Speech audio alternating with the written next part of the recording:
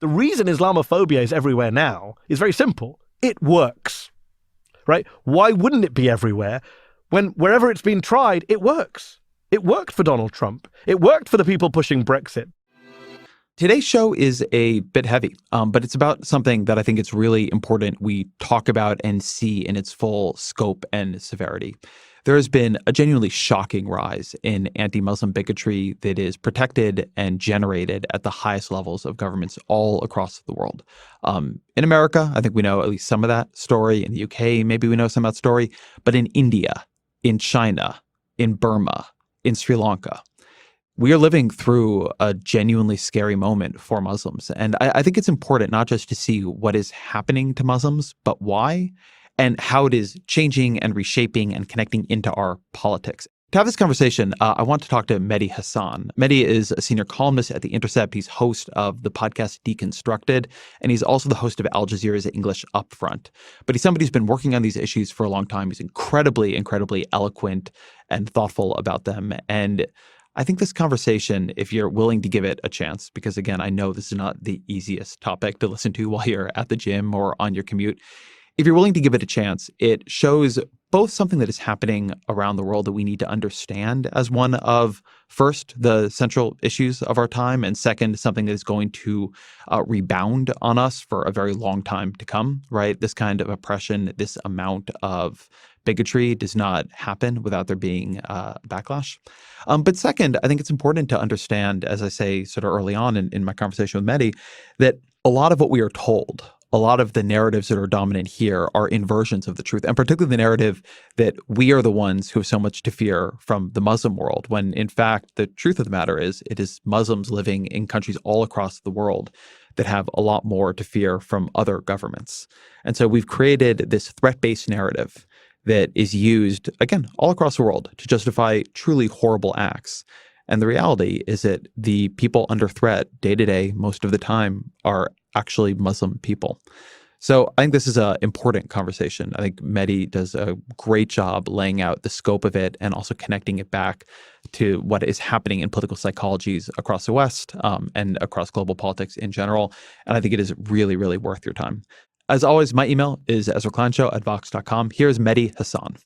Mehdi Hasan, welcome to the podcast. Ezra, thanks for having me. So I wanted to start here. Bigotries have cultural purposes. I'm talking to a scholar of anti-Semitism in a few days about the role that anti-Jewish bigotry has traditionally played in societies. And so I wanted to turn that question to you. What is the purpose of anti-Muslim bigotry? What role does it play for those who deploy it? Wow, that's a great question. We jump right in here on this podcast. No, it's a great question because one of the things about anti-Muslim bigotry, or Islamophobia as it's often called, is it's one of the few bigotries, I would argue the only bigotry, where you have to actually spend a lot of time justifying its existence to begin with. Half my life when I have these conversations is trying to persuade people that A, the term is a legitimate one, and B, it's a real problem. One of the only silver linings of the Trump era is that the second part of that, people have started to accept it is a problem. Even people before who never took it seriously now kind of can't really deny it's a massive issue, especially here in the United States. Can I ask you something about that very quickly? When people deny that it is a term or a problem, is what they're denying that it exists or that it is unjustified?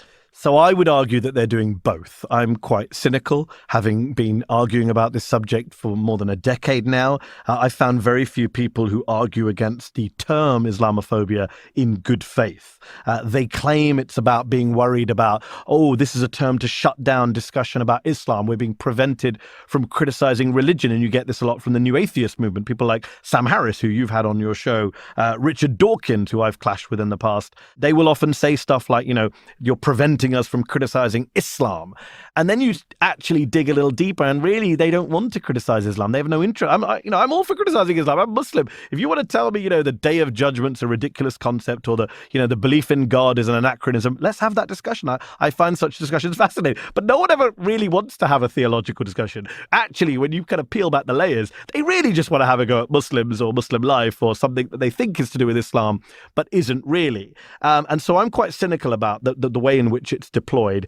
People say things like, It's not a phobia. It's not a medical condition. Why do you say Islamophobia? And yet we don't apply that to homophobia. We're fine to use that as a term. Everyone understands that means anti-gay bigotry. We suddenly become pedants, everyone, when it comes to talking about Muslims.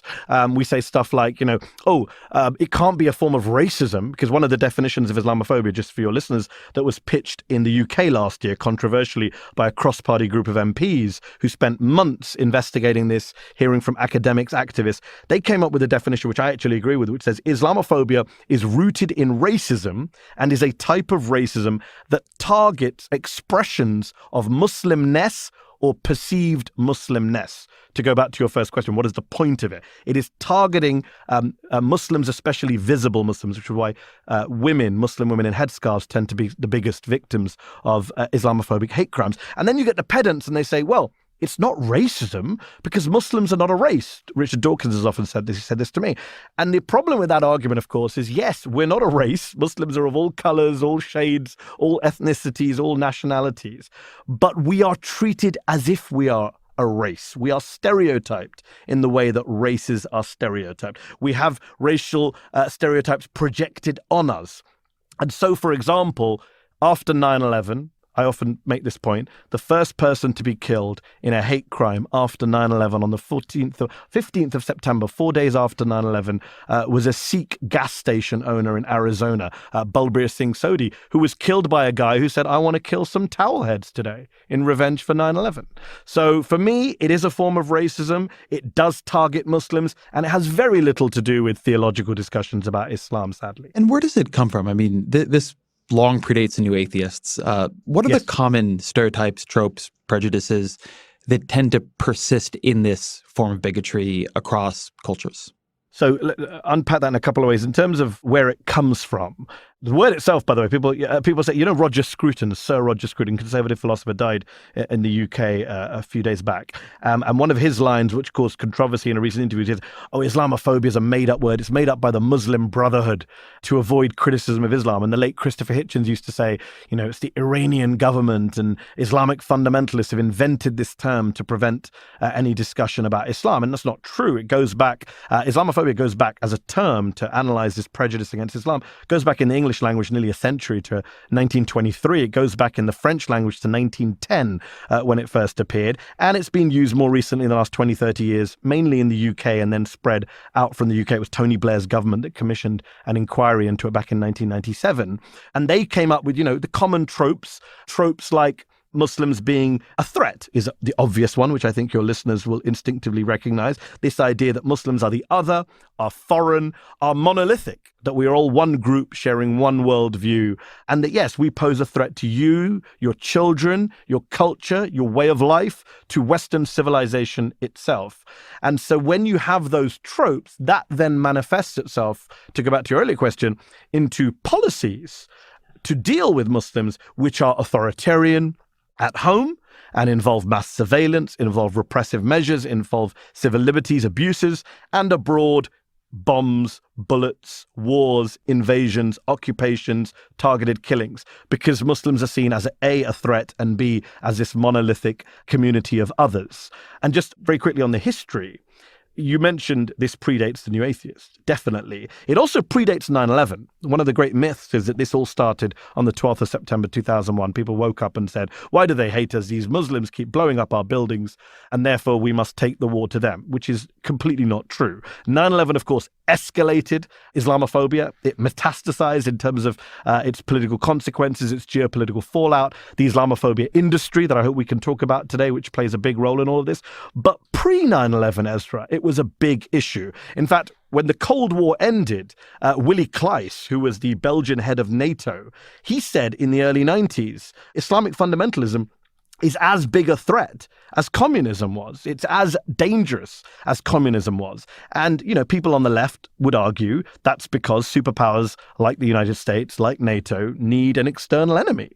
And they can't operate and avoid in a vacuum. And when communism went, Muslims became the new boogeyman. In fact, there's a New York Times headline. I knew I was coming on the show today, so I went back and Googled it. And you can look it up for yourself. 1996, it's still online on the Times website. And the headline is, "Seeing Green, the Red Menace is gone, but here's Islam." 1996. That's an amazing headline. Are you kidding In the me? Times. That's an actual New York Times headline? Yeah. Wow. I want to hold on the threat piece for a minute because I think that's the version of this that people are familiar with, particularly Yes. in the U.S. And one of the reasons I wanted to have this conversation today is that one thing that you see in these types of debates often is an inversion of who should be afraid. The way the situation is portrayed, certainly in America, is that Muslims or the Muslim world poses a threat to us, right? 9/11 being the most salient example. But what you actually see right now, if you look around the world, is that the world poses a terrible threat to Muslims, that there is a level of state-sanctioned anti-Muslim policymaking, violence, bigotry that is a much deeper threat to the average Muslim living just almost anywhere now than the average Muslim is to anyone else. And that you see that a lot in bigotries, that they work off of this reversal of who has the most cause to be afraid. Anti-Semitism being a classic example. Anti-Semitism being a very classic example. I completely agree. And what's interesting about the Muslim situation today, which is slowly starting to get some coverage, to be fair, more and more people are talking about the fact about what's going on in places like India and China and Myanmar and even Sri Lanka. But also, this is where 9/11 does play a crucial role, because pre-9/11, again, you did have repressive measures towards Muslim minorities, even pre-9/11. Look at the Balkans in the mid-1990s. There was an actual genocide in Europe of white people, blonde-haired, blue-eyed, white Europeans who were Muslims. The Bosnian Muslims massacred in places like Srebrenica, women raped and expelled from their homes, refugees for decades. That happened pre-9/11. But what happened post 9/11 is the United States war on terror, so-called, allowed every government around the world that didn't like its Muslim minority to jump on the Bush bandwagon and say, well, we're fighting the same war that you're fighting. And every Muslim group we don't like is the same as the Muslim groups you don't like. And you saw that even in Israel, where Ariel Sharon said in 2001, after 9/11, he said, our battle with Arafat is the same as the American battle with bin Laden, which was an absurd analogy at the time. But, people were trying to see what they could get away with. The Chinese, a classic example of that. When we talk about the Uyghur situation today, 1 million Uyghur Muslims, ethnically Turkic, religiously Muslim, living in Xinjiang province in China, more than 1 million of them, according to the UN and other human rights groups, being held in, I don't know what to call them, concentration camps, detention camps, re-education camps, prisons in Xinjiang province. And you look at the history of that conflict, and a lot of people in the West are waking up to it and are rightly condemning China, including the Trump administration. To be fair to them, it's the one issue they've been good on. But what we don't do is there's not enough self-reflection to say, well, what justifications are the Chinese using here? In fact, straight after 9/11, Ezra, the Chinese government went to the UN and said, you know what? If the US is fighting Al-Qaeda, we're fighting an offshoot of Al-Qaeda called the ETIM, the East Turkestan Islamic Movement, a group that no one had ever heard of. No terrorism scholars had heard of them. No China watchers had heard of them. And yet the Chinese government claimed this was a major part of the bin Laden network. And by 2002, the UN and the US had listed this group as a terrorist organization. And since then, every time the Chinese go after the Uyghurs, they say it's an anti-terrorism operation. Why should you be allowed to drone terrorists and we can't re-educate them in our camps? I want to note something that you just said that I think is contrary to what has become the dominant conventional wisdom here, which is in the Trump era, a lot of people look back on George W. Bush, particularly George W. Bush right after 9/11, and things he really did say and efforts he really did make to stop the aftermath of 9/11 being just a wave of anti-Muslim bigotry. Yes. But the way they created the concept of the war on terror, the axes of evil and so on, created a context that was so malleable that a lot of other countries, a lot of other players, and in Washington and even inside the Bush administration, a lot of people who were bought into a clash of civilization rhetoric were able to create this conflation of a war they wanted to fight on terrorism with a war they wanted to fight on the Muslim world. And a lot of this weird debate that has burbled in the background for a long time, and Trump was part of it, about whether or not, and I forget the exact wording, everybody's always arguing about whether or not terrorist attacks should be called Islamic extremism or Islamic terrorism versus just terrorism. It's part of this debate. It's part of this question of, are you going to fit this into a narrative that can be used this way, or are you just going to call this terrorism and treat it as a part not of the Muslim world, but a part of the terrorist problem, which includes white nationalist groups and includes just general nationalist or regime-changing groups and so on. I think you're right to put your finger on it, Ezra. And one thing I'd throw up, and I'd be interested to hear your view on this. So I wrote a piece I'm trying to think when, December 2015 for the New York Times. I wrote an op-ed. It was shortly after I'd moved to the US. The Republican presidential race was in full swing. Trump was in the lead. Ben Carson was in second place. And I wrote a piece saying, I miss George W. Bush. And I got attacked by my fellow lefties for that headline in the Times. And it was a piece saying, for all of his many sins and all the people he killed, one thing Bush did, as you said, was after 9/11, he went to a mosque in D.C. He said, we're not at war with Islam. Muslim Americans are our friends and our fellow citizens, etc., etc. Whereas Trump at the time was saying, ban all Muslims from America. Ben Carson was talking about a Muslim Brotherhood takeover of the U.S. government. Marco Rubio was talking about shutting down Muslim cafes. Ted Cruz was talking about sending police into Muslim neighborhoods. Chris Christie was talking about turning away Muslim refugees. John Kasich was talking about setting up a Department of Judeo-Christian Values. And I was kind of like saying, in this Republican Party, Bush actually looks like a moderate. He wouldn't be able to run right now because he's not as anti-Muslim as everyone else. And a lot of the pushback I got at the time was along the lines of what you've just mentioned, which is, well, yes, he wasn't openly bigoted. He wasn't making crude anti-Muslim slurs or smears or conspiracy theories, but he did invent an architecture of domestic repression in which Muslims in the US were surveilled, detained, held up at airports, had their mosques spied on, etc. And of course, abroad, he killed a hell of a lot of Muslims. And now the argument becomes, is it better for Trump to say the quiet part loud and just own up to what previous presidents, including Obama, were doing, which is basically targeting Muslim groups, but saying this is not a war on Islam or Muslims, it's a war on a generic idea, a noun, on terrorism? Or do you own up to it and say, actually, this is a war against certain groups of Muslims and lots of Muslims are going to die in the process? And I'm always torn on that because on the one hand, obviously, you want people just, to say it as it is. On the other hand, there are huge implications to talking in the way that Trump does. One of those being the massive rise in hate crimes, anti-Muslim hate crimes here in the US and across the world, as a result of his brazen Islamophobia. I don't think there's one answer to a question like this. I will say that agreed. I think the answer, the kind of synthesis for me is I miss George W. Bush's relative personal decency compared to Donald Trump. I don't think there's any doubt that he himself was a more thoughtful and decent man. But I think George W. Bush did orders of magnitude more damage than Donald Trump, at least up until this point, and we'll see how the coming year and years play out. He did orders of magnitude more damage than Donald Trump. And something I wonder about with Trump, and I've made this argument and I get a bit of pushback on it, but I think it's true, is the crudeness and lack of strategic planning through which Donald Trump voices the worst things that he represents has a couple of actually salutary effects. One is that you can see they're really there and truly powerful. Donald Trump forces things that were submerged in political movements, that were given a nice polite face and dressed up in a suit and tie.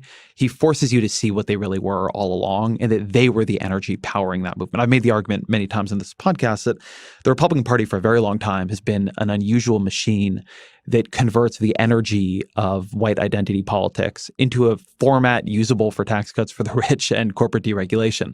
But one thing Donald Trump has done is really rip into that and show, but this was where the energy was coming from. This is a part the conservative base truly cared about. They cared about the defending the country from immigrants, from people who are not white, from social change. And then Donald Trump, because he's not good at any of this, does not run an administration well, does not build support for the things he wants to do carefully. Yes. He's not able to act on the scale that George W. Bush did. You go back to the Iraq War, and Bush and the Bush administration spent actually a very long time building the case for that. It was wrong. It was one of the worst things we've ever done in American foreign policy, but they carefully went about through lies and half-truths and, pulled together allies, and Tony Blair was on their side and so forth.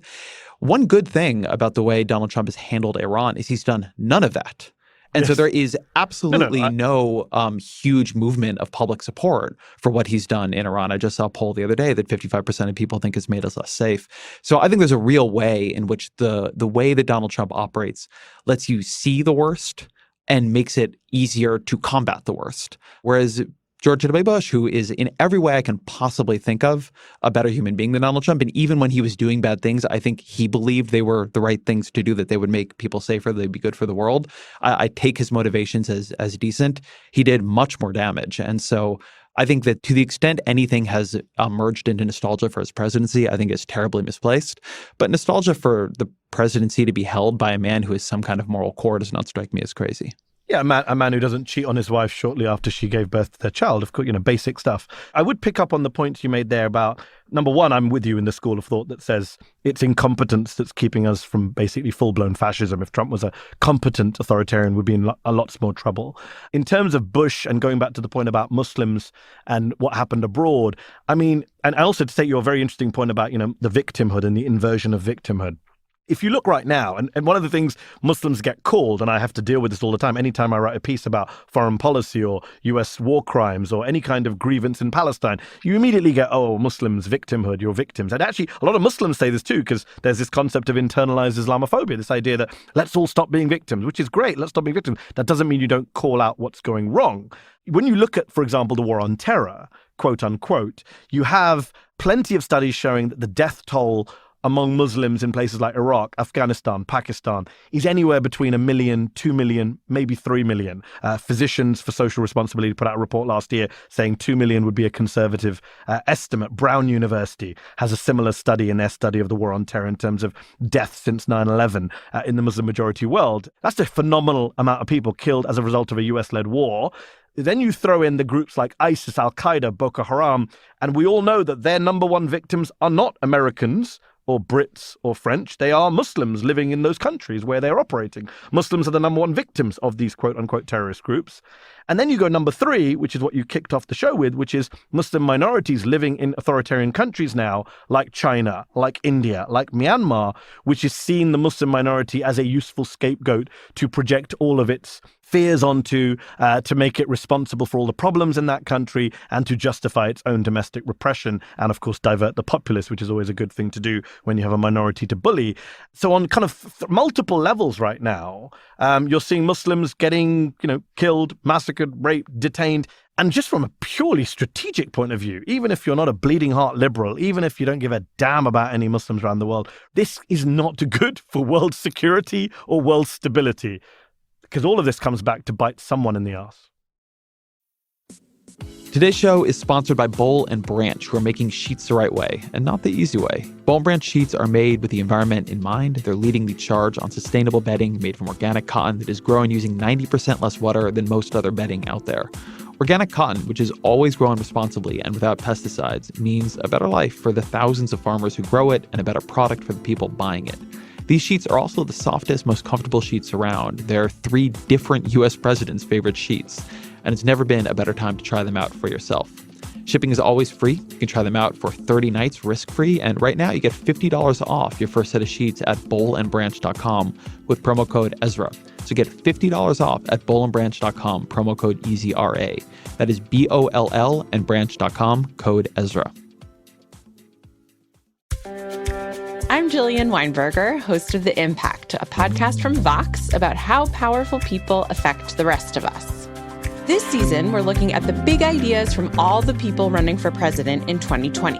Hit this opioid crisis head on. Public option. Move away from fossil fuel to energy efficiency. And it's going to be a great wall, and it's going to work. A lot of those ideas have actually been tried before, like that wall Trump wants to build. Nogales, Arizona has had one on its border for decades. I don't understand why individual people have a right to have a fence, and yet a country can't. Senator Warren's proposal to end the opioid crisis, it's based on what we did to fight the AIDS epidemic. We would like to name it the Ryan White Care Act. And the Green New Deal. Germany tried something similar in 2000. This is the solution. This season on The Impact, we have those stories.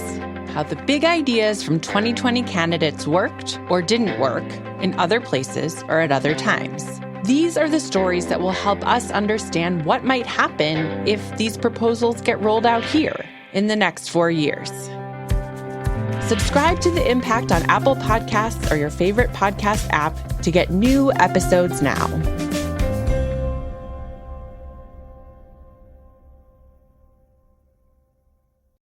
I actually want to move into talking about some of it in detail. So let's begin with India. I think that a lot of people listening to this podcast know in a vague way that Modi is an anti-Muslim politician. But before we get into what he's doing now, you've done some great writing and reporting on where he comes from. What is the context that creates Modi?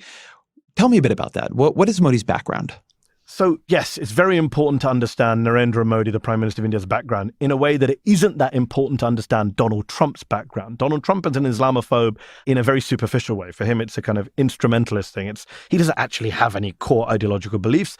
He sees bashing Muslims as a way to keep himself in power and keep his base on board. For Modi, it's very different. Modi is a hardcore ideologue, and you have to really understand the ideology that is driving what's happening in India right now. Modi is the leader of a party called the BJP, which is India's kind of right-wing Hindu nationalist party. But more important than the BJP is a group called the RSS, the Rashtriya Swayamsevak Sangh, which is a kind of paramilitary volunteer organization, which is basically the ideological backbone of the BJP and the volunteer army for the BJP. It was founded in 1925, and the founders of the RSS consciously modeled their organization, Ezra, on European fascists of the interwar years, on the black shirts of Mussolini's Italy, on the Nazis, Hitler's Nazi party in Germany. In fact, one of the founders of the RSS, one of the leaders at that time, M.S. Golwalkar, he said that Nazi Germany displays, quote, race pride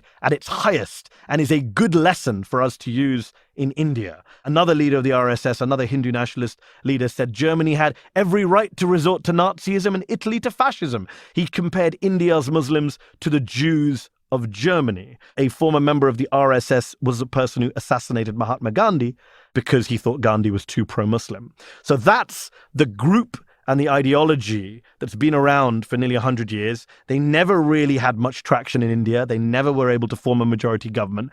And yet Modi, who joined the RSS very early on, I think he started training with the RSS when he was 8 years old. He was a full-time volunteer, a pracharak for the RSS by the age of 22. He's a lifelong member of this party, and he makes a successful career as a politician in the state of Gujarat as chief minister of the BJP. That was the scene of anti-Muslim pogroms in 2002 when more than 1,000 Muslims were massacred in the streets by Hindu nationalist mobs who, according to human rights groups, Modi basically allowed to run free. It was such a bad performance by him as chief minister that the US government refused to allow him entry until he became prime minister. People are unaware that Modi was banned from the US and the UK up until he became prime minister, and both governments had to drop those bans. I'm sorry, hold on. I actually just want to hold on that for a minute. He was banned because he had permitted or was believed to be complicit in such a high level of anti-Muslim violence that even the US and the UK couldn't look past it? Yes. So the US State Department had huge concerns. The ambassador didn't want to meet with him. I think it was the Commission on International Religious Freedom in the US that had put him on some list. And he was he could not get a visa to come to the US. He had to do kind of video briefings. But then when he became prime minister, obviously for diplomatic reasons, everything had to be dropped. I recognize why that has to happen, but it is a recurrent pattern in politics that I find so chilling, which is that almost any sin can be wiped away by winning. Yes, that's a very well put and depressingly well put. It's not just winning, but what's really annoying is, had he just won and you had US and UK governments begrudgingly doing business with him or having to let him in because he's the Prime Minister of India, fine. No. They went the whole other extreme and embraced Prime Minister Modi of the BJP government of India in his first term with open arms. And I'm not just talking about Donald Trump here. Barack Obama went to India to do rallies with him. He did a massive event with him. I think it was in Central Park when Modi eventually came to the US. It was very close to Modi, as was the British government, French government, Australian government. You know, at G20 summits, they were falling over one another to shake his hands because they saw India as this great economic opportunity. And India is so good at advertising itself as the world's biggest democracy, which it was, you could argue, prior to the BJP takeover, which is now hollowing out Indian democracy. So Modi wins. He then wins again last year. He's the first prime minister in decades to win back-to-back majorities in the Indian parliament. Indian governments tend to be coalition governments, the parliamentary system. And the second term, and sorry to say to your American listeners, if you're worried about what a second term of Trump looks like, go look at India, where once he's re-elected, because first term was bad, you had lynchings of Muslims called cow lynchings. This is Muslims who trade cows. Hindu nationalists were saying the cow is a sacred animal. We're going to kill you in the street. And they were killing Muslims, literally lynching them in the streets. There was a massive increase in anti-Muslim hate crimes, anti-Christian hate crimes, because the BJP's philosophy is that India should be a Hindu state. Therefore, Muslims, Christians, they're all targets in some way or another. So you had a massive increase in hate crimes against multiple minority faith groups. But it was still kind of below the radar. Modi was able to kind of have some deniability, some distance. Second term, since last year, we have seen an astonishing and rapid transformation of India in months. This is what's so scary, what's happened. From Kashmir being locked down in August, 8 million people having the internet cut off, having roadblocks, checkpoints. In fact, the entire constitutional status of Kashmir was revoked overnight by the BJP government. And can you explain for a minute, because Kashmir holds a special status, why that is happening specifically to Kashmir? So Jammu and Kashmir, which is what the Indians call the state of Kashmir, is a disputed territory between India and Pakistan since independence back in the day in 1947. Both sides contest parts of Kashmir. Kashmiris themselves, many would argue, don't want to be part of either country, will want to be independent. For India, it's always for secular India, for the Congress party governments that came before the BJP. It was very important to keep hold of Kashmir because it was to show that, look, we can't lose the only Muslim majority state in India. It's important to identity, and it's important for us not to let Pakistan have it. But they always offered some form of autonomy to the Kashmiris in terms of, foreign policy will be conducted by the center, but you can do what you want in domestic policy. There was restrictions on who could buy property there to try and keep the demographic balance. It was very delicate, very sensitive, but the BJP and the RSS in particular had always dreamt of getting rid of any special status for these dastardly Muslims in Kashmir. And they did it last August in the dead of night, and they shut down the entire state. And even today, Ezra, it's still not fully open. People still don't have, there are a lot of kids who can't go to school. There's a lot of people with no internet access. The media, foreign journalists can't get in and out easily. Foreign politicians can't get in and out easily. There's reports of mass detentions, torture. You have 3 former chief ministers of the state, Ezra, Indian politicians who are under house arrest or in prison. One of them was actually in government with the BJP. They're all locked up. This is in the world's quote-unquote largest democracy, and the rest of the world has said very little. That's Kashmir, which we at least know a little bit about. Then there's Assam, Ezra. I don't know how to describe Assam. Assam is a state in northeastern India, 30 million people. And the Indian government last year decides to say to the people of Assam, you know what? We want to know which of you are citizens and which of you are illegal immigrants. You've heard that language before. Which of you are illegals? In fact, the Home Ministry in India referred to Muslim immigrants in Assam and elsewhere as termites and infiltrators, the language, I would argue, of genocide, of demonization and dehumanization. They pass a law called the Citizenship Amendment Act, which says if you are an undocumented migrant or refugee in India, if you're Hindu, Sikh, Buddhist, Jain, Parsi, or Christian, you can have Indian citizenship down the line. If you're Muslim, nope, not allowed. Go back to wherever you came from. It is the first law in India's modern secular history which discriminates on the basis of religion and which makes citizenship effectively conditional on your religion. Muslim immigrants, Muslim refugees need not apply. Not only that, but they have this National Register of Citizens. This is a democratic government, Ezra. We're not talking about the Chinese government here. They have a National Register of Citizens which is supposed to weed out illegal immigrants, the NRC. And in Assam, they come up with a list of people who they say, you're not really Indian citizens. You have to prove you're Indian citizens. You know how long the list is right now, Ezra? 2 million people. Literally stripped of citizenship overnight, effectively rendered stateless in August 2019. Human rights activists have called it the largest single act of disenfranchisement in human history. 2 million people, many of them Muslims, denied Indian citizenship and nationality for no good reason. Oh, you don't have the right papers. You have to prove that your family were in India prior to 1971. A lot of these people live in villages, rural areas. They're not literate. They don't have documentation. And yet they're being detained in camps. In camps. And what is the argument the Modi government makes publicly on this? So I interviewed a BJP senior figure last year, and I made this point. I said, termites, infiltrators, stripping of citizenship. How is this not, how do you justify this stuff? They sound very much like Trump. They say we're allowed to control our borders. We have to deal with illegal immigrants who are depleting our resources, undermining civic cohesion, and we have to do what we have to do to protect India from terrorism and from illegal immigrants. And that's what we're doing. That is their argument. They jump on an American-led bandwagon, sadly. And you made a point a couple minutes ago. We're going to get to China and the Uyghurs in a few minutes.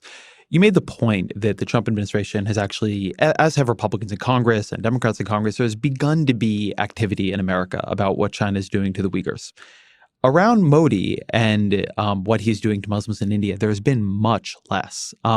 Modi always strikes me as a nightmare version of Trump in that he has these dual reputations as, on the one hand, a anti-Muslim bigoted populist.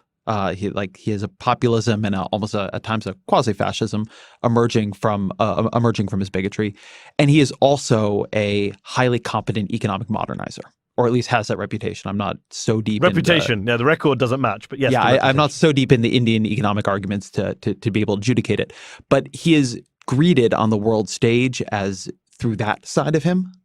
And that has created like a cross purpose where, because people want to deal with the economically modernizing India, they do not want to admit the other side of what Modi is doing. And so there's been much less international pressure, and particularly in America, as you mentioned, there have been quite a few more politicians on both sides who are eager to stand with Modi. There was almost this, or I think there was this Howdy Modi thing that happened in Texas, and Tulsi Gabbard was going to be there, then she didn't end up going, but that's been a Trump real. went and welcomed the Indian prime minister on American soil. Trump was the warm-up act, Ezra, for a foreign leader. That's how much he likes Modi. That's how much they're willing to defer to Modi. That he turns up, Trump goes to Texas to welcome a foreign leader in front of 50,000 Indian Americans. And not just Trump, plenty of Democrats turned up. Some didn't turn up at the last minute because of protests in their constituencies. It's not. Tulsi Gabbard is probably the worst apologist for Modi, but there are plenty of apologists for Modi in both the Republican and Democratic parties, as you say, because partly he's seen as an economic modernizer, partly because they have a very strong lobbying group here in the US, which makes the case for the Indian government very eloquently and very animatedly and with good resources. And partly because, to come back to the start of this discussion, Modi's victims are Muslims. One of the things I often tell people is you don't want to make a noise about Modi. Point out to Americans that Christians are also being repressed in India. That might get you a hearing maybe with some Christian evangelical groups in the US, because nobody gives a damn about Muslims. Yeah, you make the point often. I think it's true that anti-Muslim bigotry is one of the kinds of bigotry that is easiest to get away with in Washington. It's respectable racism. The day we're speaking is the day after Donald Trump tweeted out an image of Nancy Pelosi in a headscarf and Chuck Schumer in a turban. He retweeted some troll saying that they're corrupt Democrats who are pro-Ayatollah. I haven't seen a big hoo-ha in the media. It's been covered in the media, but it hasn't got even 1 or 2 or 3% of the attention that, Ilhan Omar's comments about AIPAC got, or any of the other crazy stuff that Trump has said about other minority groups. Right. And imagine if he had retweeted something that had them in blackface or wearing yarmulkes. It would have had a lot more attention. And Ezra, you can say that I can't, but yes, other groups, and I won't say which groups, but if other groups had been targeted by Trump in that way, we would rightly be up in arms. But unfortunately with Muslims, there is this kind of shrugging. And this goes back pre-Trump. I mean, when I was in the UK, Ezra, just very quick story. In 2007 or 8, I can't remember what year it was, I was a commissioning editor for Channel 4, which is a TV channel in the UK. And we did a documentary about Islamophobia. People were talking more and more about it. It was a few years after the 7/7 bombings. It was a big problem in the UK. And one thing we did to try and get people to really recognize how insidious it is and how normalized it had become, even in 2007-8, we went out, it was Peter Oborne, a great reporter in the UK, who's a right-winger, but very good on this issue. And we went out on the streets with a camera crew and Peter into a shopping mall, and we took real headlines from the British press, from the Daily Mail, from the Sun, from the Express, about Muslims. Muslims want to tell us how to change our schools. Muslims want to take away Christmas. Muslims want to, are a threat to you and your children. Real headlines. And we changed the word Muslim to Jew, black, and gay. And we put out fake headlines. And people were shocked. People would literally stop in the street to look and go, what the hell is this? And then we'd go, oh, it's fake. Here's the real headline about Muslims. And they would literally go, oh, that makes more sense. I mean, it's just this. We've just become kind of almost immune to this now. Just way before Trump came along, Saida Varsi, who was a Muslim politician in the UK, she talked about Islamophobia having passed the dinner table test. You can just talk about it with friends and family, make anti-Muslim remarks. Nobody will bat an eyelid. Let's shift focus to China. Who are the Uyghurs, if people have maybe heard that word but don't know much about the group? So the Uyghurs are a Turkic ethnic group, religiously Muslim, living in China in Xinjiang province, which they often refer to as East Turkestan, which was, depending on whatever history you want to read, conquered, occupied by the Chinese Communist Party, I think in the late 1940s. They've held it like they've held Tibet under pretty repressive measures as part of China for decades now. And post 9/11, as I mentioned earlier, the Chinese government very cleverly decided to portray and depict all secessionist or pro-independence Uyghur groups as part of a bin Ladenist al-Qaeda global Islamist conspiracy and crack down pretty repressively. In recent years, though, there's been this kind of escalation by Xi Jinping and the current Chinese government to really stamp down on any kind of Uyghur identity, Muslim, religious, cultural, language. And it's reached a level now which is kind of, to call it Orwellian, dystopian, doesn't really do it justice. It's on multiple levels. The entire province of Xinjiang, which has about, I think, 11 million people off the top of my head as a population. There's reports of more than 1 million Uyghurs, or more than, almost 1 in 10 of the population being detained in camps, which the Chinese call, education camp. I want to hold it. I hate the word detained for this. I know, I hate it. They're not, the right language. They didn't they didn't go somewhere and get stopped. They're somehow getting put in the camps. Yes. Do we know much about that? We don't know the details because they end up there in different ways. Some of them are arrested for crimes or accused of being part of groups. A lot of them are just brought in kind of ad hoc fashion to be, quote unquote, re-educated. And the New York Times and other media organizations got hold of the, quote unquote, China cables recently, which is one of the biggest document dumps ever from out inside the Chinese Communist Party, which shows Chinese communist officials saying to one another, when people ask you where are their family members, tell them they're not criminals. We haven't arrested them for a crime, but they're just being educated. We're saving them from extremism. And the language that's used about religion, to come back to the Islamophobia point, the Chinese, when you read these documents, when you hear from people who have managed to escape the camps, sought asylum abroad, they treat Islam as if it is a mental illness, a disease that needs curing. That's how Xi Jinping and other officials talk about it in private. That is what they see these camps as doing. Their argument is, you drone terrorists, we prevent them from becoming terrorists by taking them away from extremism, or what you and I would just call their religion. To the extent that there's 1 million people or more in camps, but it's not just in the camps. We've heard about the camps in the West. In Xinjiang province itself, Uyghurs in their homes are being forced to host. Ezra, I couldn't believe this when I first read this, but it's been documented by multiple organizations and Uyghurs themselves. They are being forced to host in their homes Chinese Communist Party officials from the Han Chinese ethnic majority who are sent to live in Uyghur homes, in some cases to sleep in the beds with the Uyghur women at night, to monitor them 24/7 and to check, are they reading Quran? Are they praying 5 times a day? How long is their beard? Because long beards have been banned in Xinjiang province. Veils have been banned. Uyghur parents have been banned from naming their sons Muhammad. Children have been banned from going to mosques. Government employees have been banned from fasting during Ramadan.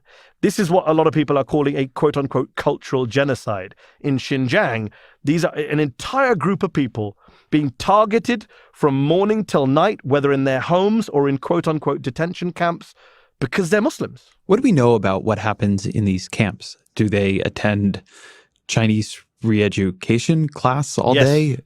There's a mixture of things. It depends what level of threat they think you are. Some people have been horrifically tortured to the level of, medieval style nails being ripped from their fingers. Those people who have escaped, some are in Sweden. One Uyghur woman activist here in DC told her story to the Washington Post recently. Some of them are being sterilized so that they can't have children. There's reports of rape, of people being beaten to death, vicious torture on one level. And then there's the kind of dystopian Orwellian stuff where people are being held in camps, but morning till night, they're forced to watch propaganda videos. They're forced to declare their loyalty to Xi Jinping. They're lectured about the dangers of Islam. They have to shout Communist Party slogans and sing Communist Party songs before they can get breakfast or lunch. I mean, the UN has called it political camps for indoctrination. I want to take a moment and break the wall here. I know if you're listening and you're this far in, this isn't an easy conversation and this isn't easy stuff, but I think it is important to get a sense of the global scale of what's going on. And so I say that, and this is in some ways the one I'm treading the most, but let's talk about Burma and the Rohingya in Burma. And in particular, I want to talk about this one because there are a lot of things that happen in the world that are grim and horrifying, and few of them are as dispiriting as what's happened there with a Nobel Peace Prize winner who is understood as a great hero of humanitarianism, becoming the prime minister and becoming functionally an apologist for a genocide. And that interacting, by the way, with, I'm talking to you from San Francisco, with Facebook becoming the platform for a genocide. An American company, super rich, everybody's stock is vesting, it's all great. But somewhere else, the harm it's doing is arguably far, far greater than the good it has ever done. So just tell me about the big picture of what's happened to the Rohingya. So the Rohingya Muslims are a minority in Myanmar or Burma, residents of Rakhine State. They have been subjected to violent attacks by the military there since 2011, 2012, but they've been discriminated against in a kind of almost South African apartheid-style way since 1982, when the Burmese government, the military junta at the time, passed a citizenship law that recognized 8 races, Ezra, and 130 minority groups. Think about that. 8 races, 130 official minority groups, yet somehow they couldn't find any space to recognize 1 million Rohingya Muslims because the Burmese government see them as interlopers, as foreign refugees, migrants who have come from Bangladesh. They're dismissed as Bengalis who have come from next door, even though they have roots in the country going back centuries. And in fact, in Burma, you can't even say the word Rohingya. Aung San Suu Kyi, this Nobel Peace Laureate who's become an apologist and enabler for genocide, and who even turned up at the International Court of Justice in The Hague just a few weeks ago to defend her country against charges of genocide. She asked the US government not to use the word Rohingya in any of its official documents or meetings. That's how much part she is of this discriminatory state-sponsored system, which treats the Rohingya as lesser people. They're denied access to employment, education, healthcare. They had to get permission to marry. They were subjected to a discriminatory 2-child policy. And then in 2017, the military take it to the next level. You'll notice a common theme here running through, Ezra. Indian Muslims, they were discriminated against before, but it escalated in the last couple of years. Uyghurs have been discriminated against a while, but it's escalated in the last couple of years. Rohingya, discriminated against for a while, but in 2017, it goes up to the next level where the Burmese military come into Rakhine State in western Myanmar. They launched this campaign of unspeakable terror and violence. Crimes that are, you read about this stuff and you cannot believe what you're reading, that this is happening in the present day. Men hacked to death. Children literally burned alive. Women, young girls raped, sexually assaulted. 700,000 Rohingya, conservative estimate, driven from their homes. Tens of thousands killed. The US State Department has called it ethnic cleansing. The UN, a fact-finding commission by the UN, accused the Burmese military of genocide. The US Holocaust Memorial Museum in DC sent a team to investigate and said, yes, this is genocide. When we say never again, no, it's happening again.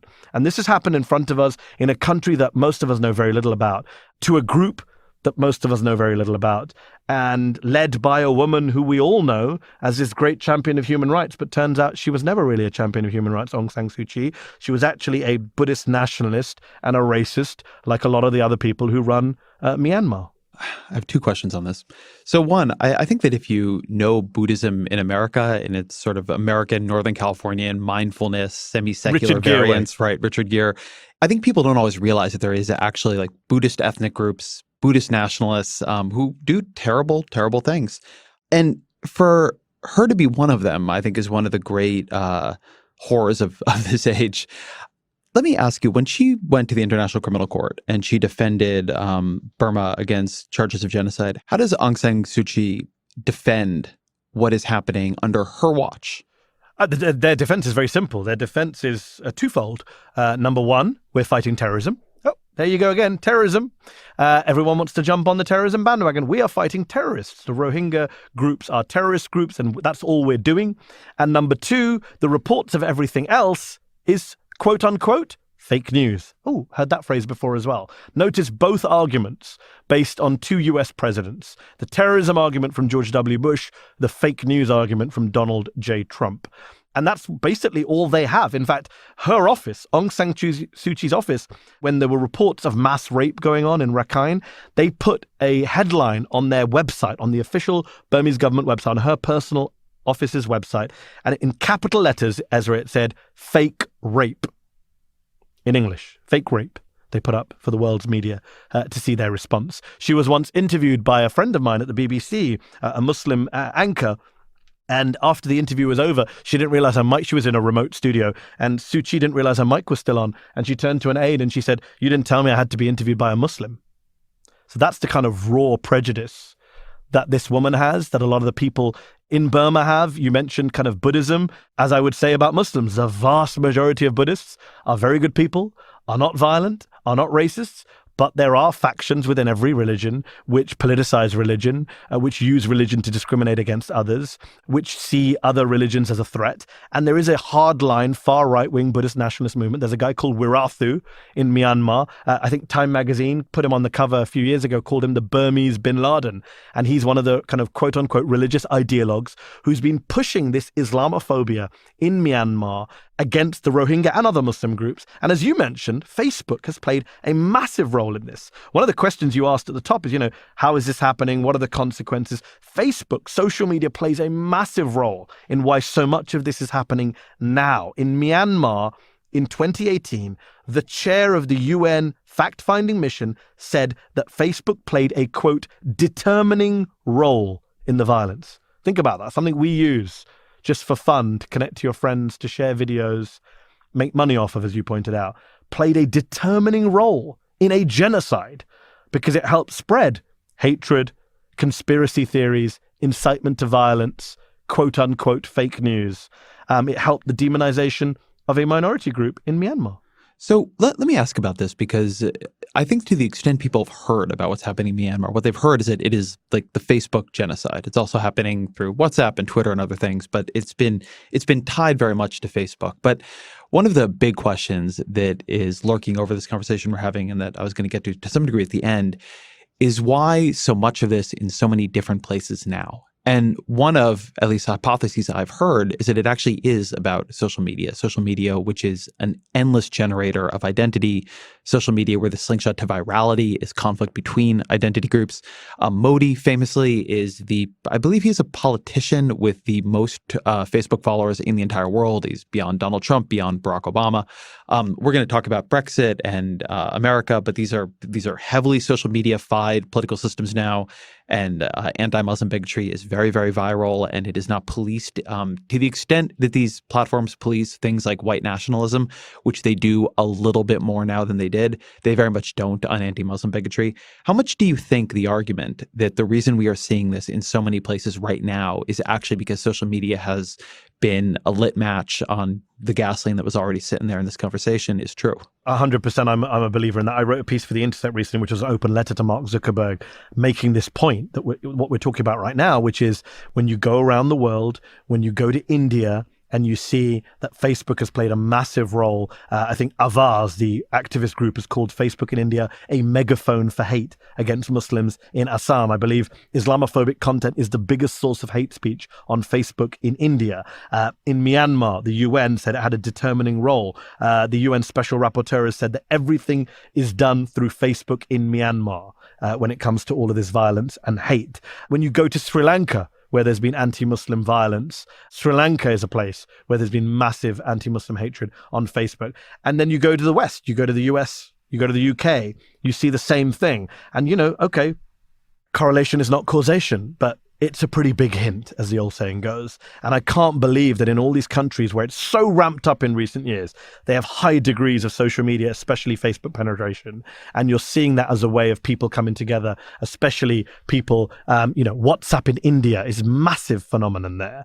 You can't blame it all on social media. Obviously, people are to blame for the acts of violence they commit. But if you want to talk about why now, I do believe it is a perfect storm. We talked earlier about, the end of the Cold War in the 90s. You see Islam being the green threat from that New York Times headline. 9/11 and the war on terror gives you that militarized dimension where George W. Bush creates the entire infrastructure for both domestic and foreign Islamophobia. And then now, post-Trump and the rise of nativist politicians, which is partly to do with Islamophobia, but is also driven by multiple other factors, both social and economic, and stuff you've talked about on your show and I've talked about on my show. That is also comes into play. So you have multiple factors all coming together in a kind of perfect storm in recent years. And the last thing, and social media then gives it that kind of escalating impact. And then the main point, and my friend Todd Green, the academic who advises the State Department on Islamophobia, he's written a great book on the fear of Islam. He makes the point, the reason Islamophobia is everywhere now is very simple. It works, right? Why wouldn't it be everywhere when wherever it's been tried, it works? It worked for Donald Trump. It worked for the people pushing Brexit. That is a horrifying and true statement. Indeed. I had Mark Zuckerberg on the show. Now it's probably 18 months, 2 years ago. And I asked him about the Rohingya massacres. And, Mark Zuckerberg is somebody who cares about the world. He felt, I think, broken up about it, was thinking about it. But like always, the way he understands it is as some kind of like bug on the platform, which is we have this platform. The platform has become big enough that virtually all forms of human interaction and communication are happening on top of it. Human beings have always had genocides. They have always attacked each other because they're of other races or other faiths or other nationalities. And so the problem with when you create something as big as Facebook is you will get the best of humanity and you'll get the worst of humanity. And the thing you just want to do is create some tools to know when the worst of humanity is happening and intercept it. One of the things that came out of that was he said something offhandedly that made people realize they're actually able to read what people thought were encrypted Facebook Messenger messages and try to see if people were trying to incite violence in Myanmar. And the thing that I felt thinking about that conversation afterwards and watching how things have played out that he doesn't face up to is the way that what works on Facebook is identity. Identity in a positive way, but identity conflict much more powerfully in a negative way. And that, as you were just saying, what does it mean when you have a new communication platform, which is where human communication primarily takes place, that is mediated by algorithms that are looking around to pick up on what forms of communication create the most intense emotional reaction? And one of the forms of communication that does that is anti-Muslim bigotry. So you're not just getting what has always happened in humanity, you are selecting for certain kinds of communication over other kinds of communication. And one of the kinds of communication you are selecting for in political conversation is this form of semi-acceptable bigotry. And the world we see around us is part of the result of that. And unfortunately, as you said, the key part, I think, there of that analysis there, which I totally subscribe to, is the semi-acceptable form of bigotry. That's what makes it so easy to coalesce online around such groups. When you talk about, Muslims being radicalized online and joining ISIS, well, when you look at the young white men who are getting angry and radicalized online and joining white nationalist groups, a lot of it is on kind of anti-Muslim forums, anti-Muslim groups. You look at Anders Breivik and you look at some of these white nationalists who look up to Breivik, who carried out the massacre in Norway in 2011. You look at the manifestos they leave behind. The New Zealand shooter last year who killed more than 50 Muslims in those 2 mosques in Christchurch. You read the stuff they say, that is stuff that is being shared. This is not, I hate 2 phrases, lone wolves and domestic terrorists. There's nothing domestic about them. There's nothing alone about them. This is a transnational network of people, transnational ideology, transnational movement, and they are sharing stuff. And it's not even just white people, Ezra. Here's a fact a lot of people don't realize. Breivik, when he wrote his 1,000-page manifesto, 1,500, if I remember what I read about pages, it. more than 1,000 pages. Wild. He devoted more than 100 pages in that manifesto. In more than 100 pages, he mentions India and the RSS and the BJP and the Hindu nationalist movement. This is a white guy, Christian crusader living in Norway. But he's invoking Hindu nationalism because he says, we're all on the same side. We're all on the same team fighting these evil Muslims and their left-wing cultural Marxist enablers. And that is definitely something that can only really happen online. Because I would argue that there's no way that you're having interfacing between Breivik and Hindu nationalist groups and linking. He links to the, I think the RSS or the BJ, I can't remember which one of their websites in his manifesto. So it's transnational. And yes, it brings people together, and Muslims is the obvious target. Facebook won't regulate things like Islamophobia because, as we said at the start of this discussion, there's a debate about, well, what is Islamophobia? So, for example, if I set up a Facebook group saying kill all Muslims, yeah, my group might get shut down. If I set up a group saying death to Islam or Islam's a cancer, and I'm saying it's basically the same thing, I've got the same ideology and the same purpose, Facebook aren't going to shut that group down.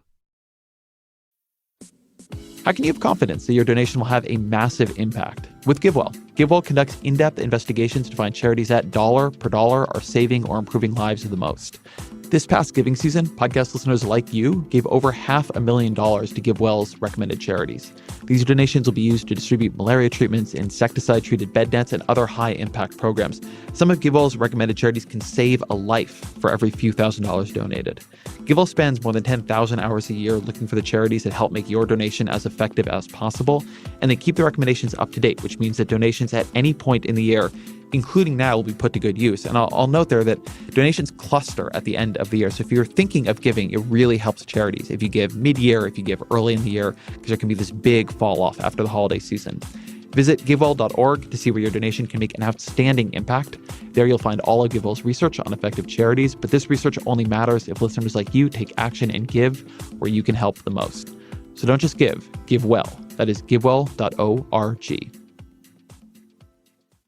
I'm songwriter Charlie Harding. And I'm musicologist Nate Sloan. We're the hosts of Switched on Pop, a podcast about the making and meaning of popular music. Every week, Charlie and I break down the most interesting hits, trends, and artists to understand what they're doing, what they're saying, and why these songs are so infectious. We've recently broken down Billie Eilish's music with her brother and collaborator Phineas, dissected Chance the Rapper with super producer Oak Felder, and covered everything from Dolly Parton to Travis Scott. If you love music, you're going to discover something ear-opening in Switched on Pop. So join us. Search for Switched on Pop in your favorite podcast app and listen to an episode about your favorite artist. And subscribe for free on Apple Podcasts, Spotify, or wherever you're listening to get new music explainers every week. And after listening, you might want to check out our new book, Switched on Pop, How Popular Music Works and Why It Matters at Your Favorite Bookseller. Thanks.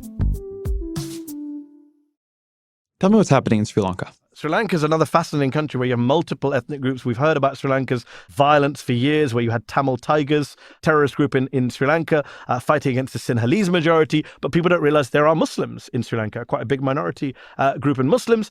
There were horrific attacks on churches in Sri Lanka. You'll remember last year by groups inspired by ISIS. ISIS took responsibility for it. And the backlash, there was already Islamophobia, again, simmering below the surface.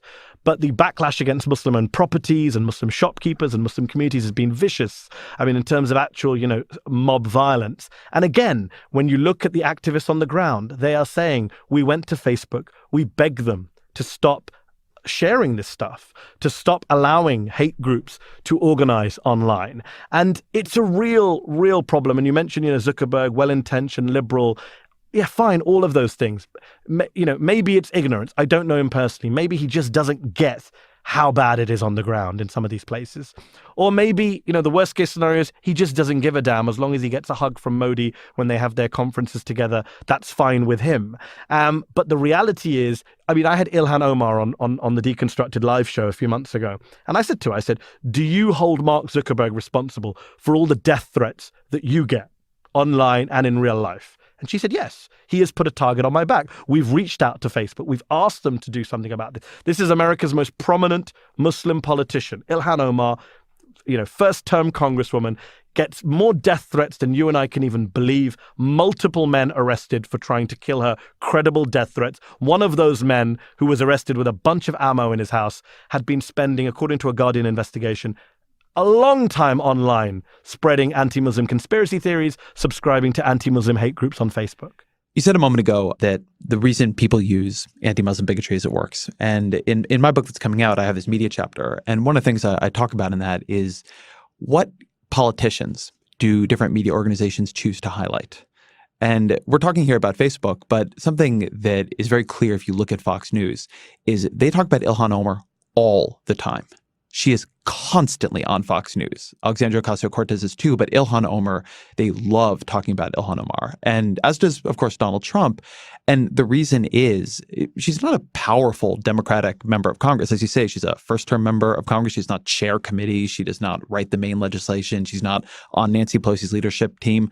But what she does is she, because of who she is, because she's a Somali immigrant who's Muslim and wears a hijab and speaks with a soft accent. She's visibly Muslim. She's visibly Muslim. And so they symbolically, it is able to tie both the anti-Muslim fears, the anti-Muslim bigotry that animates a lot of the Fox audience with liberalism.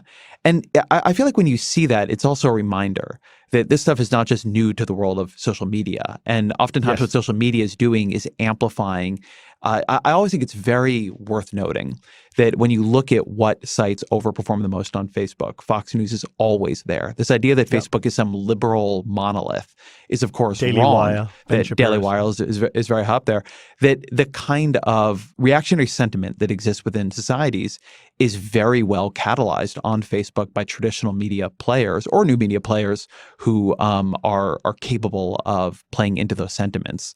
And one of the things about Facebook and Twitter and other things and other new social media platforms where they do not want to police this stuff too much because they want to allow for robust public debate, but is that they are also creating much clearer incentives for this kind of focusing. And it gets very dangerous, as you're saying, with the people who have done death threats or potentially even planned attacks. They are focusing attention on these individuals. They see in the analytics how much it works for their audience. So they do more of it. It gets amplified by the social media platforms, and you end up in a very dangerous situation. The analytics are deeply depressing, and I see that when I write about Islam, even if I'm writing positively, I see people are reading it maybe for the wrong reasons, and I see the comments or the emails that I get. I always remember, I think the New Yorker, if memory serves me correctly, did a big profile of the Daily Mail a few years ago, and in that they spoke to a source, anonymous source at the Mail Online, which is obviously one of the most successful English language news websites in the world. And they said something like, I don't remember the exact quote, but it's something like, "We know what people click on. It's cats and Muslims." And that was years ago. And, this has been a trend for a while. That's an amazing quote. Yeah, and I think it was three things. I can't remember what the third thing was: cats, Muslims, and something else. But this is mainstream media organization, as you say, predates Facebook, and the media, old-fashioned legacy media, has been one of the big drivers of Islamophobia. To go back to the start of our discussion and talking about timelines and why now and why globally, definitely the media, not just the Daily Mail in the UK or Fox News in the US, but across the media, the quote-unquote liberal media. I did a study when I was in the UK of the UK media. We got Cardiff University School of Journalism to do a study of all 1,000 articles written across the British press between the years 2000 and 2008. And they found in that period, 8-year period, 2/3 of the stories published on Muslims identified Muslims either as a source of problems or as a threat. More than 1 in 4 stories suggested Islam was dangerous, backward, or irrational. And references to radical Muslims outnumbered references to quote-unquote moderate Muslims, Ezra, by a whopping 17-1.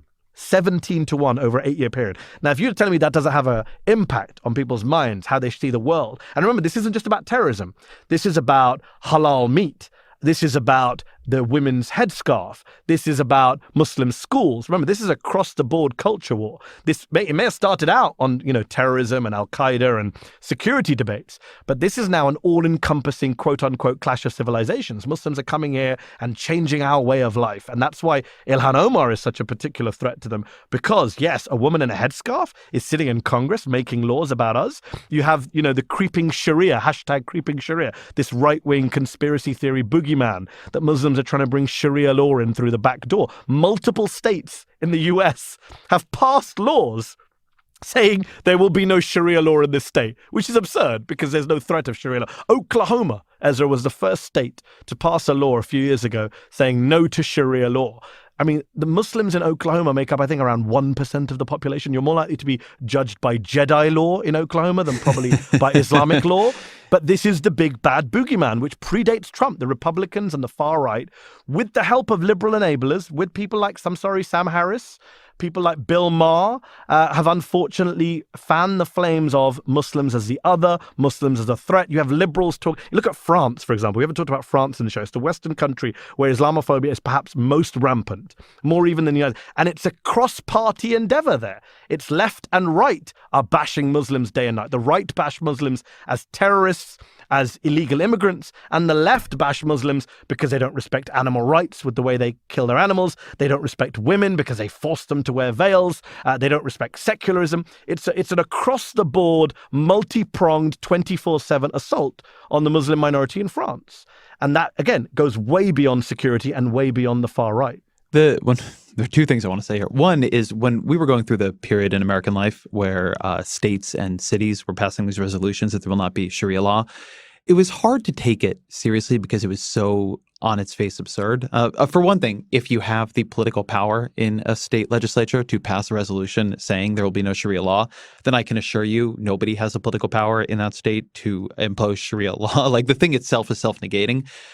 But it's this way in which, and you see this with a lot of bigotry, there's a lot of this in the anti-Semitism online and offline, where things that are deadly serious pose as jokes, where impulses that can quickly turn into something very ugly seem like farce. The first time you see them, the people pushing them, Donald Trump being actually a very good example of this, seem ridiculous, right? This Yes.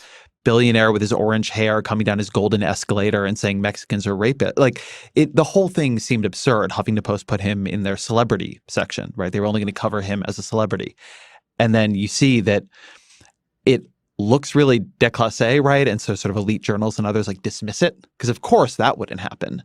And then it turns out that its crudeness is part of its power. But I want to go back to the Daily Mail because it's a good bridge to the UK, which is something I did want to talk about here. Do you think Brexit happens without the anti-Muslim sentiments that the Leave campaign worked to invoke? No, I don't, because it was such a narrow result. I feel quite confident in saying it was such a close result that no, if you didn't have the anti-Muslim drive, I mean, multiple things would have changed the result, as with the Trump election, but it was clearly one of the drivers of it. Anyone who tells you otherwise is just lying. There's a classic clip that I would urge your listeners to go watch on YouTube if they really want to see the horror of this, that Channel 4 News interviewed a pro-Brexit, a Leave voter, the day after the referendum, I think it was in June 2016, in the old former industrial white working class town of Barnsley. And they asked him, why did you vote for Brexit? Was it to do with trade deals or what was it? Why did you, sovereignty? Why did you vote for it? And he said, It's all about immigration, right? It's not about trade or Europe or anything like that. It's all about immigration. It's to stop the Muslims from coming into this country. Simple as that. Think about that line. You left the European Union, countries like Poland, Germany, Italy, France, to stop Muslims. That's how much the scaremongering about immigration and refugees and Syria played a role. You know, Nigel Farage, who was at the time the leader of the UK Independence Party, one of the big pro-Brexit voices in the UK politics, far-right politician, stood in front of a infamous Nazi-like poster, which subsequently became known as the Breaking Point poster, which showed just teeming masses of brown people trying to come into the EU. You had Boris Johnson, now Prime Minister, fear-mongering about Turkey joining the EU. They had ads, Ezra, which said, Turkey, population 76 million. Is going to join the EU. You don't want 76 million Muslims coming into the European Union Christian club. So yes, Islamophobia played a big role in that. A lot of the people on the pro-Brexit side are Islamophobes, people like Boris Johnson, who's now Prime Minister, who says things like Islam is the problem and mocks Muslim women in veils and compares them to bank robbers. He's now the Prime Minister of the UK. That's his reward for being an anti-Muslim bigot. No, I don't think Brexit would have happened without Islamophobia playing a massive fear-mongering role amongst the populace at large. I want to emphasize something you said in there because I think it's really important to understanding politics in this era. There have been a bunch of studies, Shadi Hamid did one, but others have done many, showing that the driver of far-right populist parties in the U.S. and in Western Europe is immigration. These parties, they happen in times when the economy is good and they happen in times when the economy is bad. They happen under very different situations with social services and how many social supports the country has. They happen in places where there are opioid crises and in places where there are not opioid crises. But the thing that is always a very primary motivator of them is immigration. And in all of them, one of the key ways immigration is weaponized into fear is Muslim immigration. And this had a very, again, a somewhat farcical version in the 2018 election in America, where Donald Trump began trying to freak people out about this caravan coming up from Central America. And when it wasn't working that well, he began to say, and others around him said, well, we don't know. There could be jihadists in this. Yep. Middle Easterners in the caravan. Middle Easterners in the caravan. Remember they said we found a prayer rug near the border. Do you remember that? That was a classic one. And so, I mean, this was a public thing. Like, reporters were there. Like, the caravan was public. They were coming to turn themselves in legally and ask for asylum. And when they really needed to turn up the fear, what they said was not that this is full of Central Americans who are fleeing gang violence and economic despair. What they said is, as you say, there might have been a prayer rug nearby. Maybe there are jihadists in here. Maybe there are Middle Easterners in here. And then in Europe, this has been much more salient because you've had much more direct Muslim immigration from the Syrian refugee crisis and other things. I think that when people hear immigration, they code it, particularly in America, even when you're hearing it for other places, they code it the way we think of it here. Immigration is an economic issue, immigration as, Mexicans coming in, but it's often, particularly in Europe, the immigration issue isn't actually a Muslim issue. It's about protecting your country from Muslim invasion and inversion, right? This whole idea that these countries are going to become filled with Sharia law. Well, there's a very famous French book a couple of years ago, imagining a France that had become basically a Muslim superstate. There's a lot of fevered imagining around this. You mentioned the horrifying manifesto of the shooter. All of that stuff relies on this idea of replacement birth rates. Those were the first words of his thing. If you go back to Pat Buchanan's book from a couple of years ago, I'm unfortunately right now blanking on the name of it, but it's had a comeback recently because it's like a smart version of Trumpism. It's like a thoughtful version of Trumpism, but it's very racist and it's all about replacement birth rates. This idea that the Muslim world is going to outbirth the Western world, and then it's going to send all of its people in through immigration, and that's going to take over these places and turn them into Muslim states. And the problem, of course, is that this is something, again, it's easy just to blame it on the far right. And yes, it is true. Today, the animating force that unites a lot of these far right parties, whether you're the French National Front or the UK Independence Party or the Danish People's Party or the Finns Party or the Swedish Democrats or the Vox Party in Spain or the Northern League in Italy. No relationship, to be clear. No relationship to you and your website. Or the Northern League in Italy or the Orban government in Hungary. Definitely, it's Islamophobia and targeting Muslim immigrants in particular, which brings them together in a way that anti-Semitism used to bring them together. What far-right parties realized a while ago, the smarter ones, maybe not Golden Dawn in Greece, but the savvier ones like Marine Le Pen in France, who got rid of her dad, the anti-Semite, they realize that anti-Semitism doesn't work anymore. It's still a taboo in most parts of the Western world. Not all of them, but still is. Whereas anti-Muslim hatred, well, that's respectable racism. You can get mainstream support for that. The media's already doing it. It's already an open market there. When Donald Trump came down the escalator and did what he did and said the Muslim ban, he was speaking to an audience that was primed for this stuff, as are far-right European groups. So they decided to substitute. They've said this. Nick Griffin, who was the leader of the British National Party, a neo-Nazi party in the UK, he said this openly. He said, let's stop talking about Jews. Let's talk about Muslims. Much easier to attack Muslims. So they've coalesced around Islamophobia. Logically, it works, sadly. Marine Le Pen managed to come second in the presidential election, astonishingly, not long ago, thanks to Islamophobia. But you can't just say it's all about the far right. You then have to take a step back and say, especially when you talk about like Syrian refugees and immigration, and one thing I would, just very briefly, I would slightly push back against, I don't believe it's immigration that drives these parties. Because, like, for example, in Hungary, there are no immigrants. In Poland, there are no. It's a perception of uncontrolled immigration. Yes, I think that is a fair correction. Raw numbers on the ground. It's not people, there's this myth that liberals push through that, if you see your community changed, you react badly. Well, a lot of these people live in communities where there are no immigrants. Poland being a classic example. I interviewed a MP on my Al Jazeera English show recently, Dominik Tarczynski, who's become a hero of the kind of MAGA right. And he's an MP and an MEP with the Law and Justice Party. He was very open about it on the show. It's one of the most astonishing interviews I've done. My jaw was literally dropping, and it doesn't drop very often because I interview a lot of weird people. But he was openly saying, we don't want any Muslims coming to Poland. We don't want any Muslims because they're going to blow themselves up, and we don't want Sharia law. This is a member of the governing party in Poland in 2019 saying this stuff openly, proudly, without any coded language. And this has been enabled, I'm sorry to say, by mainstream politicians, both on the centre-right and the centre-left. You know, we could talk about Marine Le Pen, but it was Nicolas Sarkozy when he was running for re-election who said, and I quote, halal meat is the number one issue facing France. He said that with a straight face, that halal meat is the number one issue facing the French people, because he knew that's how you get support. What was the next sentence he said? I don't know. Not that you literally know, but I mean, what was his actual argument there? Oh, his argument was that the secular fabric of French society is being destroyed by Muslims who won't integrate, and it's changing our way of life. And that's what the meat issue is. That's why Muslim kids in some schools are being told you have to eat pork or nothing else. And then you had in Britain, Tony Blair, Gordon Brown, who were not kind of card-carrying racists, but to go back to what we talked about earlier in the context of George W. Bush, did create an entire infrastructure of surveillance, security, criticizing immigration, which did feed into Islamophobic tropes and did make people more afraid of foreigners. And Angela Merkel, who did a great thing by letting in 1 million Syrians, but years earlier, she gave a big speech saying multiculturalism has failed in Germany, which was code for too many Turks here. This is across the board, Western politics, even in the US. Even in the US, Ezra, where Donald Trump, 2016, is running the most Islamophobic campaign in modern American history, Bill Clinton, well-intentioned, I'll give him that, well-intentioned, turns up at the Democratic National Convention in Philadelphia, and he gives a speech, and he says in that speech to the crowd, if you're a Muslim and you love America and freedom and you hate terror, stay here and help us win and make a future together. We want you. An astonishing line for any Muslim listening to that. Number one, the condition, if you love America, if you're Muslim, conditional.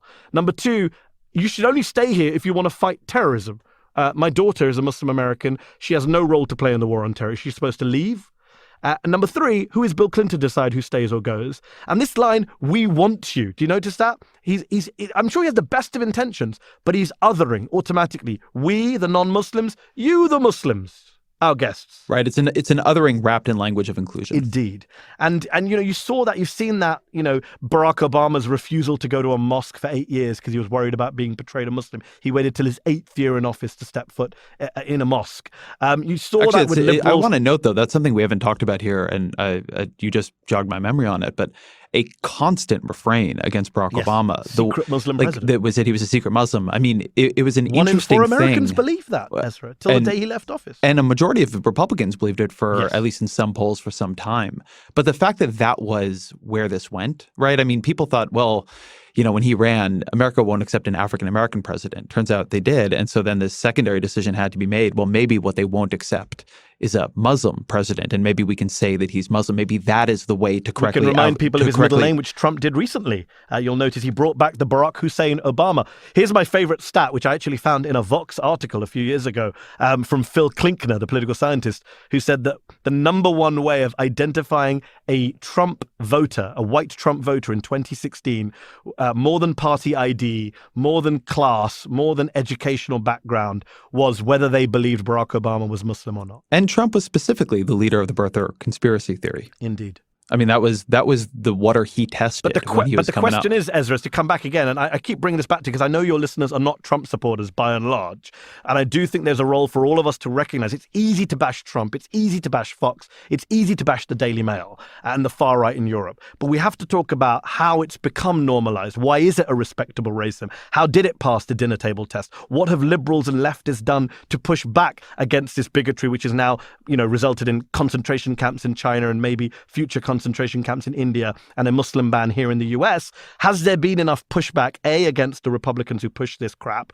Has there been enough pushback against liberals in our midst, like the Bill Maher's and Sam Harris's, who say outrageous things? You know, you talk about replacement theory. Sam Harris was fear-mongering about Muslims, Muslim numbers and demographics in France years ago, which he only recently very reluctantly apologized for. This idea of Eurabia, of Arabs taking over Europe. What have we done to push back against them in our midst? And where have we been when this stuff has raised its head? Have we turned a blind eye? Obama, as I said, didn't go to a mosque, which I think was a big mistake. Not only that, when he was accused of being Muslim, he put it in I think there was an Obama campaign website which had it in a list of kind of smears, like being called a Muslim. It was almost accepting the terms of debate. And I think Colin Powell, of all people, said it best back in 2008 on Meet the Press. He said Obama is not a Muslim, but saying that is not enough. You have to go further and say, so what if he was a Muslim? Why would that be a problem? Right. That's a good point, right? The famous John McCain thing where he says, no, ma'am, he's a good Christian man.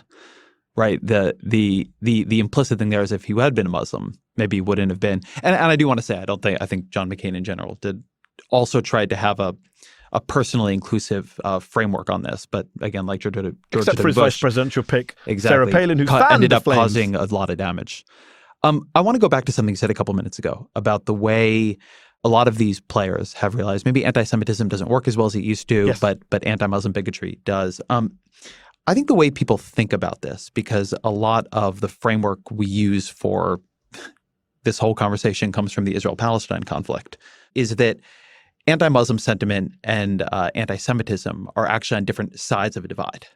But you've written about research showing that anti-Muslim sentiment is very heavily correlated with anti-Semitic sentiment, that these are not two sides of a divide, but actually for a lot of people in this debate, they're the same thing. They're both a different kind of other, maybe different arguments for what that other is doing, but that they go together hand in glove, and that there has to be more unity between people facing anti-Muslim and anti-Semitic bigotry than there has been. Can you talk a bit about that research and what you take from it? And I'm glad you raised that, Ezra, because it's something I feel very strongly about. And I did write a piece with Jonathan Freedland of The Guardian about how Jews and Muslims need to recognize this reality. And sadly, too many people in our respective communities, not a majority, but significant minorities of people, do hold in the Jewish community Islamophobic views and in the Muslim community anti-Semitic views. And what I always find that not just morally wrong, but just mad and self-defeating when the people who want to kill us both hold both those views. The guy, the San Diego synagogue shooter, I believe, was the one who, when he was arrested, bragged about having set fire to a mosque a few weeks earlier. Right? So here, what do you want to get me for? The mosque or the synagogue? And, a Pew survey in Europe a few years ago found that attitudes towards Jews and Muslims are highly correlated with each other. People who express negative opinions about Muslims are more likely than others to express negative views of Jews. Here in the US, a Gallup study in 2010 found that people who say they feel a great deal of prejudice towards Jews are 32 times as likely to report feeling a great deal of prejudice towards Muslims. My friend Dalia Mugahed at the ISPU think tank, she has a great line. She says, Islamophobia is one branch of a larger tree of bigotry, and the same soil that grows Islamophobia also grows anti-Semitism and anti-black racism. And we see that right now in the Republican Party and in the White House, I'm sorry to say. I think that's a good place to come to a close. So let me ask you the question we always used to end the podcast, which is, what are 3 books you would recommend on this or other topics? Could just be 3 books you love to the audience. On this subject, I would say my friend Todd Green's book, The Fear of Islam, is a very good primer on this.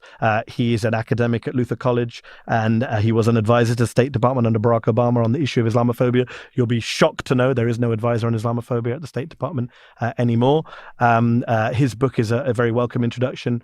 My friend Saida Varsi, who is a conservative politician in the UK. She was the first female Muslim cabinet minister promoted by David Cameron, but who is now very frustrated at the direction her party has gone in towards the far right and Islamophobic right. She wrote an excellent book about radicalization and Islamism and Islamophobia in the UK context, but she also goes global as well. It's called The Enemy Within.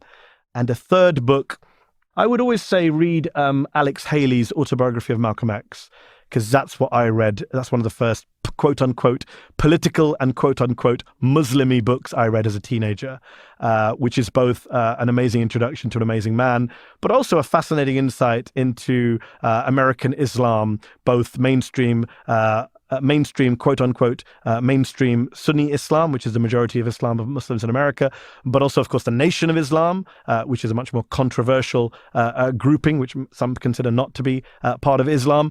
And I think that's an interesting discussion that we don't have enough in the US. I do want to make this point before the show is over, that when we talk about Muslims in the US, the key point to remember is it's one of the most diverse communities of any faith community in the United States of America. You have the immigrant communities, people like my wife's parents who came here from South Asia, from the Middle East, from India, Pakistan. And then, of course, you have Black Muslims, African-American Muslims who were here from the very beginning of the country. When we talk about Muslims being the other in the US, America was built by Muslim slaves. 15 to 20% of the slaves who came over from Africa, according to historians, were Muslims. We often don't talk about their story or their struggle. And I think that should be a much bigger part of the conversation as well. That's a great point. Mehdi Hasan, thank you very much. Thank you, Ezra. That is the show. Thank you to Mehdi Hasan for being here. Thank you to all of you for being here. Thank you to Cynthia Gill for engineering, to Roger Karma for researching, to Jeffrey Geld for producing. Again, if you want to join me on the book tour in Boston, Seattle, Portland, or LA, go to whywepolarized.com or EzraKlein.com. You can get tickets, you can get books. It's all going to be great. And of course, my email is EzraKleinShow@Vox.com. And the Ezra Klein Show is a Vox Media podcast production.